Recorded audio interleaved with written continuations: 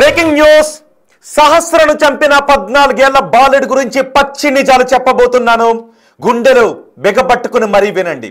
పోలీసులు ఇంతకు ముందు కొన్ని విషయాలు చెప్పారు కదా, వాటి లోతుల్లోంచి ఆలోచిస్తే ఇంకొన్ని విషయాలు కూడా మీకు తెలుస్తూ ఉన్నాయి. వాళ్ళ మదర్ చెప్పిన విషయాలను పరిశీలిస్తే ఇంకా భయానక విషయాలు తెలియబోతున్నాయి. మీరు అనుకుంటూ ఉన్నారా కేవలం వాడు బ్యాట్ కోసం మాత్రమే వెళ్ళాడు, బ్యాట్ని దొంగిలించి తెచ్చుకోవాలని మాత్రమే అనుకున్నాడని మీరు అనుకుంటూ ఉన్నారా? ఎందుకు అంటే ఇప్పుడు నేను చెప్పబోతున్న ఆ పిల్లాడి గత క్రైమ్ హిస్టరీ గురించి ఇప్పుడు నేను మీకు చెప్పబోతున్నాను. వీడు ఎంత పచ్చి దొంగ, ఒక మైనర్ని ఇలా అంటున్నాను అని బహుశా ఏదైనా పర్యవసానాలు ఉంటే తీసుకోవటానికి సిద్ధపడే నేను ఈ వ్యాఖ్యలు అంటూ ఉన్నాను. వాడు 14 ఏళ్ల బాలుడే కావచ్చు, కానీ పచ్చి గజ దొంగ అంటానికి ఇప్పుడు నేను ఆధారాలు చూపించబోతున్నాను. సిపినే స్వయంగా చెప్పిన ఆధారాలు వినిపించబోతున్నాను. అంతేకాదు ఇంకొక విషయాన్ని చెప్పబోతున్నాను. సహస్రను వాడు చంపి వచ్చిన తర్వాత సోమవారం చంపేశాడు. సోమ, మంగళ, బుధ, గురు, శుక్ర 5 రోజులు పట్టింది వాడిని పట్టుకోవటానికి. ఈ మధ్యలో వాళ్ళ అమ్మకి కూడా డౌట్ వచ్చింది. తెలుసా, వాళ్ళ అమ్మకి డౌట్ వచ్చింది. తల్లికి బిడ్డ మీద ఎందుకు డౌట్ వచ్చింది అని మీరు అనుకుంటున్నారో కూడా మీరు ఒక్కసారి మీ అభిప్రాయాన్ని కమెంట్ చేయండి. ఇప్పుడు నేను సిపి చెప్పిన ఒక విషయాన్ని చెప్పి ఈ పిల్లాడి పచ్చి నేర చరిత్ర గురించి కొన్ని భయానక విషయాలు ఇప్పుడు నేను మీకు చెప్పబోతున్నాను. వాళ్ళ మదర్కి ముందే డౌట్ వచ్చిందనే విషయాన్ని సిపిఏ చెప్పారు. ఒక్కసారి సిపి బయట విందాం, మీరు కూడా కమెంట్ చేయండి. ఒకసారి ఇలాంటి వ్యక్తిని ఏం చేయాలి? మైనర్ అని వదిలేయాలా, లేదు కఠిన శిక్షలు విధించాలా? ఆ బాలికను 20 కత్తిపోట్లు పొడిచి చంపేశాడంటే బ్యాట కోసం వెళ్ళి భయపడి చంపేసేవాడు 20 కత్తిపోట్లు పొడిచి చంపడు కదా. హ్యాబిచువల్ అఫెండర్, నిర్దాక్ష్యమైనటువంటి కరడు కట్టినటువంటి ఒక పిచ్చి నేరస్తుడైతేనే ఇలాంటి దారుణానికి ఒడిగడతాడు. బాలుడు ఎవడు కూడా ఒడిగట్టాడు. 14 ఏళ్ల బాలుడు ఒక బ్యాట కోసమే దొంగతనానికి వెళ్ళి ఆ పిల్ల చూసేసింది, అమ్మో నా గురించి చెప్పేస్తుందేమోనని అనుకుని ఆ పిల్లని చంపేశాడు అని అనుకుంటే పోనీ పక్కకి గెంటేశాడు, చంపేశాడు అని అనుకోవచ్చు. కానీ క్రూరంగా చంపాడు. 20 సార్లు కత్తితో పొడిచి చంపాడు అంటే వీడి నేర చరిత్ర లాంటిదో చూడండి. వీడి గతంలో చేసిన ఒక నేరం గురించి ఇప్పుడు నేను మీకు చెప్పబోతున్నాను. అందుకంటే ముందు తల్లికి వచ్చిన డౌట్ గురించి డీసీపీ ఏం చెప్పారో ఒక్కసారి బయట వినండి. ఒకసారి బయట విందాం. పేరెంట్స్ వాళ్ళ మదరు నిన్న మనం వాళ్ళ మదర్తో మాట్లాడినప్పుడు అనింది, ఫస్ట్ రోజే పోలీసులు ఈ హడావిడి అంతా చేసి నేను అడిగాను మా అబ్బాయిని, ఏరా నువ్వేమైనా చేసావా అని అడిగాను, ఒప్పుకోలేదు. 2వ రోజు కూడా అడిగితే ఏమ్మా నువ్వే నన్ను పట్టించేటట్టున్నావే అని అన్నాడు, నీ మీద ఒట్టు అన్నాడు అని చెప్పింది వాళ్ళ మదర్. పేరెంట్స్ వాళ్ళ మదరు నిన్న మనం వాళ్ళ మదర్తో మాట్లాడినప్పుడు అనింది, ఫస్ట్ రోజే పోలీసులు ఈ హడావిడి అంతా చేసి నేను అడిగాను మా అబ్బాయిని, ఏరా నువ్వేమైనా చేసావా అని అడిగాను, ఒప్పుకోలేదు. 2వ రోజు కూడా అడిగితే ఏమ్మా నువ్వే నన్ను పట్టించేటట్టున్నావే అని అన్నాడు, నీ మీద ఒట్టు అన్నాడు అని చెప్పింది వాళ్ళ మదర్. విన్నారుగా, తల్లి బిడ్డని అడిగింది. పోలీసుల హడావిడి చూసి పక్కింట్లో ఒక 11-12 ఏళ్ల బాలిక చనిపోయింది అంటే ఏ తల్లైనా ఏం చెప్పింది? అరే పాపం సహస్రని ఎవరో చంపేశారంట్రా అని కదా బిడ్డకి చెప్పాలి. అరే నువ్వు చంపేవేంట్రా అని ఒక తల్లి బిడ్డని అడిగింది అంటే వాడి నేర చరిత్ర గురించి తల్లికి ఎంత అనుమానం ఉందో ఒక్కసారి ఆలోచించండి. ఏ తల్లైనా అడగగలుగుతుందా? ఏ తల్లైనా బిడ్డను అలా అనుమానించగలుగుతుందా? ఆ బిడ్డ పచ్చి వెధవ అయితే, పచ్చి క్రిమినల్ అయితే వాడిని మాత్రమే తల్లి అడగగలుగుతుంది, ఎరా నువ్వు చేసేవని. అంటే వీడు గజ దొంగ, పెద్ద వెధవ అనే విషయం ఆ తల్లికి తెలుసు అనమాట. వీడొక హ్యాబిచువల్ అఫెండర్ అనే విషయం తల్లికి తెలుసు. అందుకే పక్కింట్లో సహస్ర, అరే మొన్నే కదరా బర్త్డేకి వెళ్ళి కేక్ తినిపించి వచ్చావు, ఆ పాపను ఎవరో చంపేశారంటారా, పాపం అన్ని కత్తిపోట్లు పొడిచారు, ఎవరు చంపేసి ఉంటారో అంటావు అని కదా బిడ్డతో మాట్లాడాలి, జాగ్రత్తగా ఉండాలి అని కదా బిడ్డకి చెప్పాలి. కానీ సహస్రను చనిపోయింది, పోలీసులు వెతుకుతున్నారు అంటే బాలుడు చంపాడు అని కూడా పోలీసులు అనలేదుగా. ఎవడో ఒక 25 ఏళ్ల వ్యక్తి అయ్యుండి ఉంటాడు అని అనుమానాలు కదా పోలీసులు వ్యక్తం చేసింది. మరి ఈ తల్లి ఆ కొడుకుని అరే నువ్వు చంపేవారా అని ఎందుకు అడిగింది? అంటే వీడు ఎంత గజ దొంగో, ఎంత కిరాతకుడో, ఈ 14 ఏళ్ల బాలుడు, ఆ పిల్లాడు ఎంత కిరాతకుడో తల్లికి తెలిసి ఉండాలి. వాడి కిరాతకమైన ఆలోచనలు తల్లికి తెలిసి ఉండాలి. మరి అప్పుడు నివారించి ఉండలేదన్నమాట. అంటే పెంపకం గురించి మనం మాట్లాడుకోవాలి. ఆ డీసీపీ మాట్లాడిన మాటలు విన్నారుగా. మొదటి రోజు అరే నువ్వు చంపేవారా అని అడిగింది. ఈ ఒక్క మాట చాలు అసలు మనం తల్లికి ముందే తెలుసు అంటానికి. ఆ 2వ రోజు కూడా అడిగిందంట, అరే నువ్వేమన్నా చేసేవారా అని అడిగిందంట. అడిగితే అమ్మ నువ్వే నన్ను పట్టించేలాగా ఉన్నావు అని అన్నాడంట. అదేంటి నువ్వే నన్ను పట్టించేలాగా ఉన్నావు? ఆ కాన్వర్సేషన్ నాకు అర్థం కాలేదు. మీకెవరికైనా అర్థమైతే చెప్పండి. తల్లి బిడ్డను ఎందుకు అడుగుద్ది? 14 ఏళ్ల బిడ్డ 10వ తరగతి చదువుతున్న బిడ్డ, ఆ బిడ్డకి ఏం చెప్పాలి? అరే పాపం సహస్రంట్రా, పక్కింటి సహస్రాన్ని ఎవరో చంపేశారంట్రా, అయ్యో పాపం ఎలా తట్టుకుందో ఆ పిచ్చి తల్లి, అంత కిరాతకంగా ఎవరు చంపారు అని అడగాల్సిన తల్లి. మనందరం అలాగే అనుకున్నాం కదా. ఎక్కడో తెలంగాణలో మారుమూల ఉన్న జిల్లా నుంచి ఆంధ్రప్రదేశ్లో ఆ మారుమూల ఉన్న జిల్లా వరకు సహస్రం మరణాన్ని తలుచుకుని ఇలాగే కదా అనుకున్నాం.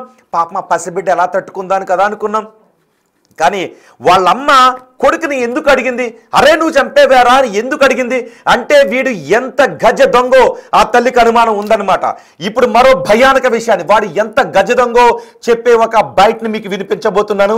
ఆ మాట కూడా విన్న తర్వాత మీరు చెప్పండి ఆ తల్లికి వీడు ఎంత గజ దొంగో తెలుసు అనే ఆధారాన్ని ఇప్పుడు నేను చూపించబోతున్నాను.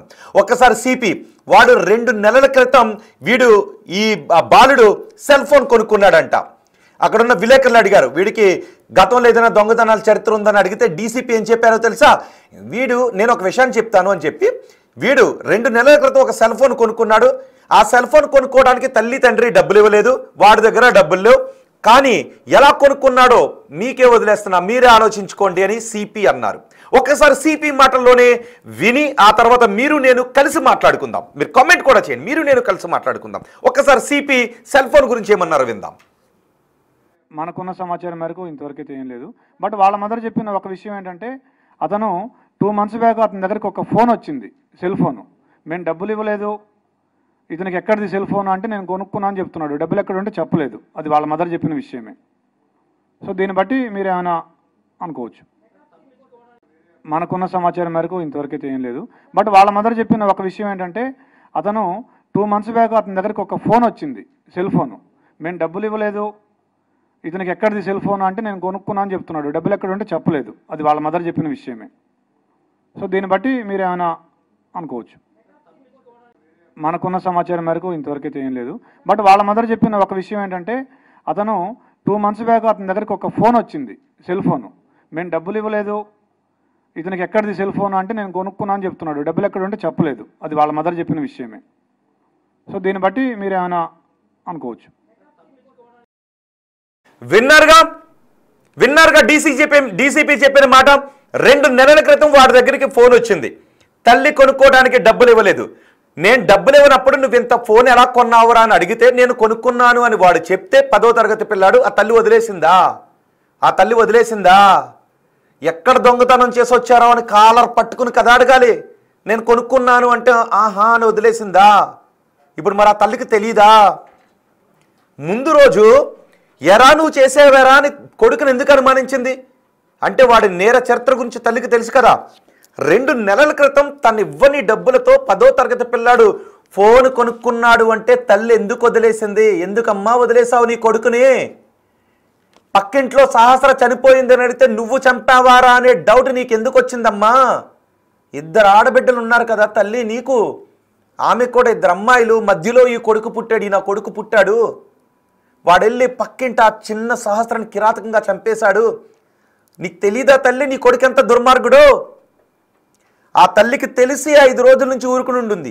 వాడి ఆలోచనలు ఎలాగున్నాయో తల్లికి తెలుసు. అందుకే చెప్తున్నా. ఇంకొక విషయాన్ని మీకు చెప్తాను. అదిగో చూడండి ఒకసారి, బ్యాట్ చూడండి ఒకసారి. అదిగో ఎంఆర్ఓ బ్యాట్. వాళ్ళకి ఆ సహస్రకు తమ్ముడు ఉన్నాడు, ఒక 6-7 సంవత్సరాలు ఉంటాయి. వాళ్ళ నాన్న పిల్లాడికి అదిగో బ్యాట్ కొనుక్కుని తీసుకొచ్చాడు, ఎంఆర్ఓ బ్యాట్. స్ట్రోక్ బాగుందంట, దాన్ని కొట్టేయాలనుకున్నాను. ఆ కొట్టేయాలనుకుని అక్కడికి వెళ్ళాను, కానీ ఎవరైనా అడ్డొస్తే వాళ్ళని తోసుకున్నా వాళ్ళని ఏదో గాయపరిచి వెళ్ళిపోవాలనుకున్నాను. నేను దొంగతనానికి వెళ్ళలేదు అని పోలీసులకు చెప్పారని పోలీసులు చెప్తూ ఉన్నారు. కానీ అది నిజమే అనుకుందాం కాసేపు వాడు చెప్పిన మాట. అంటే పోలీసులను కూడా ఇక్కడ ఎలా బురుడి కొట్టిస్తున్నాడో చూడండి ఒకసారి. వీడు పోలీసులను కూడా ఎలా బురుడి కొట్టిస్తున్నాడో చూడండి ఒకసారి. ఆ బ్యాట్ కోసమే దొంగతనానికి నిజంగానే వెళ్ళాడు అనుకుందాం. వీడు హ్యాబిచువల్ అఫెండర్ కాదు, గతంలో దొంగతనాలు చేసిన చరిత్ర లేదు. అక్కడికి వెళ్ళిన తర్వాత ఆ ఇంట్లో సహస్ర ఉంది. అప్పుడు ఏం చేసి ఉండాలి? సహస్ర లేదు అనుకుని ఆ ఇంటికి వెళ్ళాడు అని అనుకుందాం. సహస్ర ఉంది, పక్కింటోడే కదా, వచ్చి మళ్ళీ ఎప్పుడైనా ఎవరు లేనప్పుడు వెళ్దాం అనుకుని వచ్చేసి ఉండేవాడు. కానీ అలా చేయలేదు.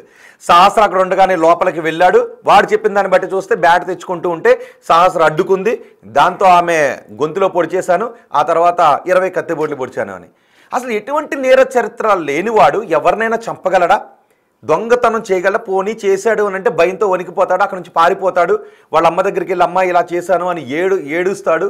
కానీ 20 సార్లు తన కూర తెచ్చుకున్న కత్తితో పొడిచాడు అంటే వీడు ఎంత కరడుగట్టిన నేరస్తుడు. బహుశా ఇప్పుడు పోలీసులకి వీడు చెప్తున్నవి నిజాలేనా? వీడు దొరికేశాడు. ఎందుకంటే వాడి ఇంట్లో ఆ లెటర్ దొరికింది, ఆ వాషింగ్ మెషిన్లో వేసిన బ్లడ్ సైన్స్ ఉన్నటువంటి బట్టలు దొరికాయి, కొంచెం కొంచెం మరకలతో ఉన్నవి, వాడే అంటానికి ఆధారాలు దొరికాయి. కానీ ఆ 10వ తరగతి చదువుతున్న బాలుడు ఎప్పటికీ పోలీసులకు నిజాలు చెప్పడం లేదు అని అనిపిస్తుంది ఆ బయట చూస్తూ ఉంటే. ఎందుకంటే సహస్ర ఆ అబ్బాయిని చూసింది బ్యాట్ దొంగతనం చేయటం. మామూలుగా అయితే ఎటువంటి హ్యాబిచువల్ అఫెండర్ కాదు, కేవలం బ్యాట్ మీద ఉన్నటువంటి మక్కువతోనే బ్యాట్ కోసమే వెళ్ళుండుంటే వాడు బ్యాట్ అక్కడ పడేసి ఎవడైనా పరుగును పారిపోతాడు, చెప్పొద్దు అని ఆమెను పట్టుకుని బతుకుమలుతాడు. కానీ 20-30 కత్తిపోట్లు కంఠంలో పొట్టలో నిర్దాక్షిణ్యంగా చంపేసి మళ్ళీ ఆ గోడ దూకి వెళ్ళిపోయి బట్టలు వాషింగ్ మెషిన్లో వేసేసి వెళ్ళిపోయాడు అంటే వీడు ఎంత హ్యాబిచువల్లో చూడండి ఒకసారి. పైగా ఇంకోటి తెలుసా, స్కూల్కి వెళ్ళడంట. పోలీసులే చెప్పారు అదే విషయాన్ని. స్కూల్కి ఎప్పుడు అబ్సెంట్ అవుతుంటుంటాడని. వాడు రాసిన ఇంగ్లీష్ ఉంది కదా స్కూల్లో, 10వ తరగతి పక్కనున్న స్కూల్లో. అంటే ఆ రాసిన భాష చూస్తూ ఉంటే ఎప్పుడు స్కూల్కి వెళ్ళడని అర్థమవుతుంది. మరి ఎప్పుడు స్కూల్కి వెళ్ళని తమ బిడ్డ సెల్ ఫోన్లు ఎలా కొంటున్నాడు, ఏం చేస్తున్నాడు అని తల్లి పట్టించుకోలేదు, ఆ స్కూల్లో ఉన్న టీచర్లు పట్టించుకోలేదు, ఎప్పుడు స్కూల్కి సరిగ్గా రావట్లేదు ఏంటి అని. ఇక్కడ ఇప్పుడు పోలీసులకు చెప్తున్న దాంట్లో కూడా వాస్తవాలు లేవు. ఎందుకు, నిజంగా బ్యాట్ కోసమే వెళ్ళుంటే 20 కత్తిపోట్లు పొడవడు నేను అనుకోవడం. మీకు కూడా అలాగ అనిపిస్తుందా లేదా? మీ అభిప్రాయం కామెంట్ బాక్స్లో తెలియచేయండి. ఒకవేళ నిజంగా ఏదో చిన్నోడు తెలిసి తెలియని ఏదో ఏజ్లో బ్యాట్ కోసమే వెళ్ళాడు అని అనుకుంటే, బ్యాట్ తెచ్చే క్రమంలో ఆ పాప చూసిందని అనుకుంటే ఆడుకోవటానికి పట్టుకెళ్తున్నానో లేదంటే భయంతో అక్కడ వదిలేసి వెళ్ళిపోతాడు తప్ప కూడా తెచ్చుకున్న కత్తితో పొడిచి చంపేస్తాడా? 20 సార్లు కత్తితో పొడుస్తాడా?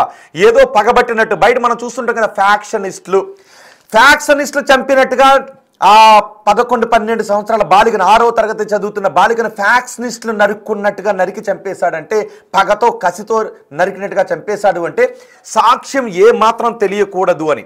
అంటే ఆ కొన ఊపిరితో కూడా ఆమె ఉండకూడదని. మరి ఇలా గతంలో ఎప్పుడైనా ఇంకెవరినైనా చంపేశాడా? ఆ చంపిన డబ్బులతోనే సెల్ ఫోన్ లాంటివి కొన్నాడా? ఇంకేమున్నా కొన్నాడా? వీడు గజ్జి దొంగని ఇంట్లో తెలుసుండే చూసి చూడనట్టుగా వదిలేశారా తల్లిదండ్రులు?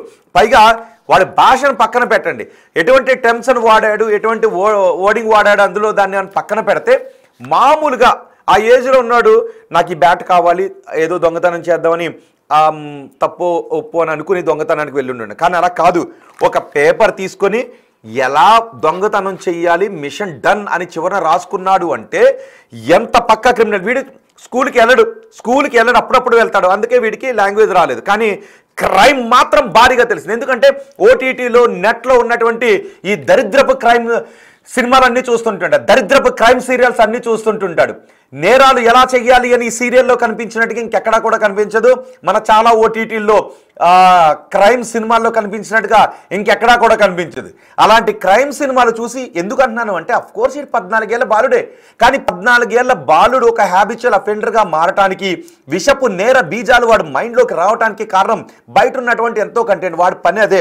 పోలీసు కూడా అన్నారు కదా, అవును వీటిని మనం అవాయిడ్ చేయలేం. ఇప్పటికి మనం అడుగుతున్నాం, ఏం చేయాలి? వీటిని అవాయిడ్ చేయాలంటే ఏం చేయాలి? ఇలాంటివి జరగకుండా ఉండాలంటే ఏం చేయాలి అంటే ఏమీ చేయలేము అన్నారు పోలీసులు. ఎందుకు అంటే, ఇదిగో ఈ ఫోన్ ఉంది, దీంట్లో రకరకాల కంటెంట్ వస్తుంది, ఎవరిని ఆపగలం? నిజమే, ఎవరిని ఆపలేం. నేరాలు ఆ మానవ జాతి ఉన్నప్పటి నుంచి నేరాలు జరుగుతూనే ఉన్నాయి, మనం పట్టుకుంటూనే ఉన్నాం. కానీ ఇప్పుడు టెక్నాలజీ అభివృద్ధి చెందింది కాబట్టి నేరస్తులు కూడా టెక్నికల్గా దొరకకుండా ఉండడానికి